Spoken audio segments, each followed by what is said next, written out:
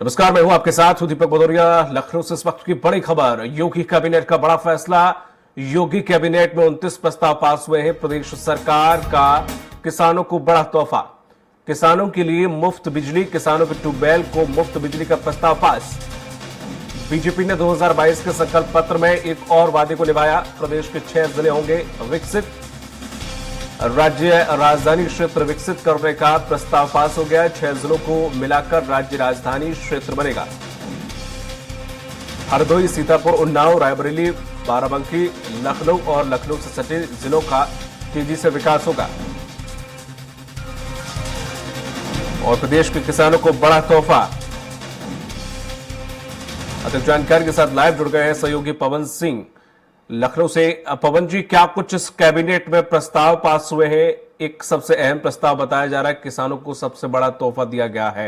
एक और वादा निभा दिया यहाँ पर सरकार ने, क्या कुछ रहा? देखिए, आज मुख्यमंत्री योगी आदित्यनाथ की अध्यक्षता में कैबिनेट बैठक हुई और यह बिल्कुल चुनाव आचार संहिता से ठीक पहले की कैबिनेट बैठक थी।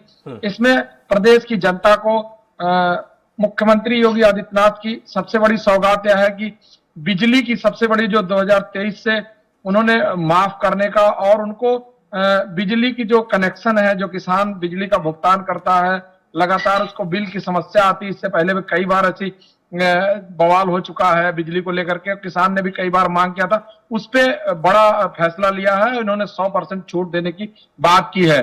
इसके अलावा सबसे बड़ा फैसला हुआ है उत्तर प्रदेश में लखनऊ से सटे जो जिले हैं उसको राजधानी बनाने का एक बड़ा फैसला हुआ है, जिससे यहाँ अगल बगल करीब 6 जिले शामिल हैं, जिसमें उन्नाव, बाराबंकी, रायबरेली, सीतापुर और लखनऊ को इतना बड़ा करने के लिए इसमें राजधानी का एक बड़ा प्रस्ताव पास हुआ है, जिसमें एक बहुत बड़ा क्षेत्र इस लखनऊ को बढ़ाने में बड़ा कारगर होगा, जिसके लिए मुख्यमंत्री योगी आदित्यनाथ ने पहले से भी इसकी योजना चल रही थी।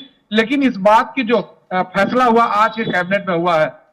इसके अलावा हम बात करें तो इलेक्ट्रिक वाहनों में जो हाइड्रोजन की बात आती थी, उस पे भी बहुत सारी बातें पहले से चल रही थी, लगातार यह बात आती रही, लेकिन उसके लिए भी यहाँ पर छूट देने की बात की गई है। और इसमें जो कंपनियां ये प्लांट लगाएंगी या यहाँ पर उद्योग लगाना चाहती हैं इससे जुड़े हुए, उनको बहुत ज्यादा छूट देने की बात कर रहे हैं। 1 रुपए लीज की बात कर रहे हैं जमीन पे, और जो प्राइवेट कंपनियां उसको करीब 15,000 रुपए सालिना छूट की बात चल रही है, जिसपे लीज की जाएगी और वहां पर उद्योग उत्तर प्रदेश में लगा सकते हैं।